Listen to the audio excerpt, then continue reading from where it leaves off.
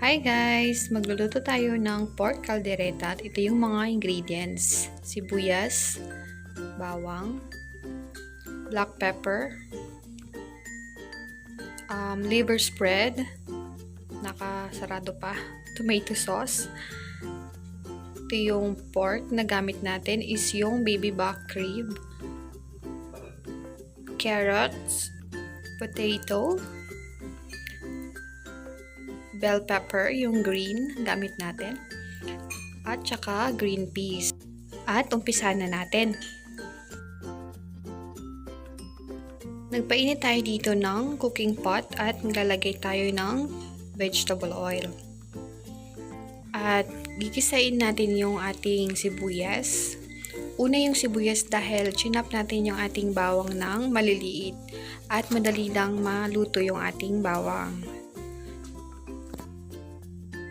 Ayan. Para rin ma-avoid natin na masunog yung bawang. So, tutuloy lang natin yung paggisa. Then, after nyan, susunod na natin yung ating pork rib. Ito yung baby back rib.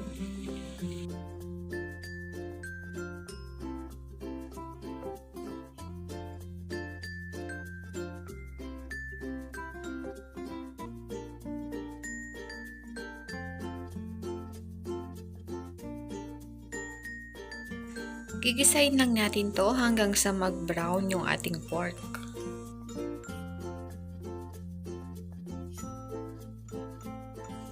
So, ayan, kapag okay na, pwede na nating ilagay yung ating tomato sauce. At mag-add din tayo ng about 2 to 3 cups of water. Pero guys, depende po yun sa inyo. Kadalasan, tinatansya na lang yung idadagdag na tubig sa ating dish kasi depende po yan sa dami kung gaano karami yung pork na lulutuin nyo. At mag-add tayo dito ng konting salt and black pepper. Pagkatapos ay tatakpan natin to. At papakuluan natin hanggang sa lumambot ng konti yung ating pork at saka natin idadagdag yung iba pang mga ingredients. Ayan, so nakikita nyo po kumukulo na siya. Ngayon naman pwede na nating ilagay yung ating liver spread.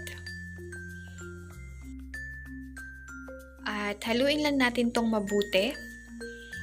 Siguraduhin na spread talaga yung liver spread. So, i-make sure lang natin na nahalo natin mabuti yung liver spread dito. At tatakpan natin to at pakukulo ang muli para manuot yung lasa sa ating kaldereta. Ayan, at dahil kumukulo na siya, pwede na nating i-add yung ating carrots at yung potato. Ayan, so i-mix lang natin uli yung ating vegetables sa ating kaldereta.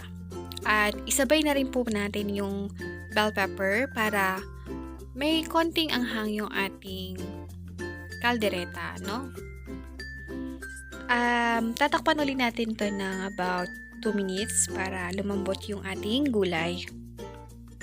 Ayan, since malambot na yung ating gulay, pwede na nating ilagay yung green peas. Ito yung pinaka-last na ingredient na idadagdag natin sa ating kaldereta. So, kung napansin nyo po, 3 beses nating pinakuluan itong ating dish at saktong-sakto na yung lambot ng ating pork. Sa ibang kaldereta guys, nag-a-add sila ng soy sauce. Pero sa atin, hindi na tayo maglalagay. Kaya, dagdagan natin ng konting salt. And, dagdagan na rin natin ng konti pang pepper. And again, yung salt and pepper is tansyahan na lang po, ano?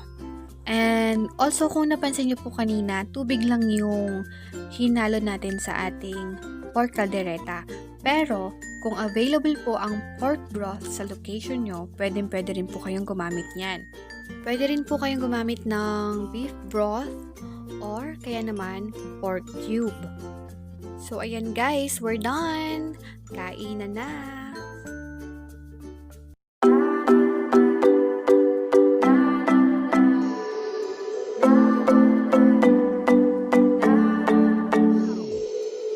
Sometimes I say that I want you back, but I don't know if I do. Sometimes I think about the good days we had, but there were bad days too. And I know love is like the phases of the moon. And I know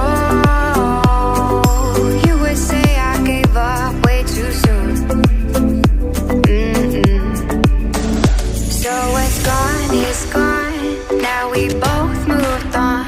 Oh, that's la la life, that's la la life. Baby, let it be, enjoy the memory. Oh, that's la la life, that's la la life.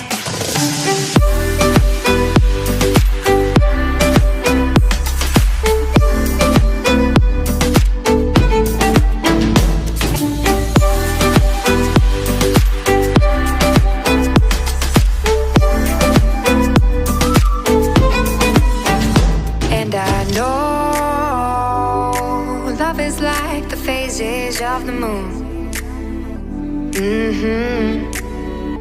And I know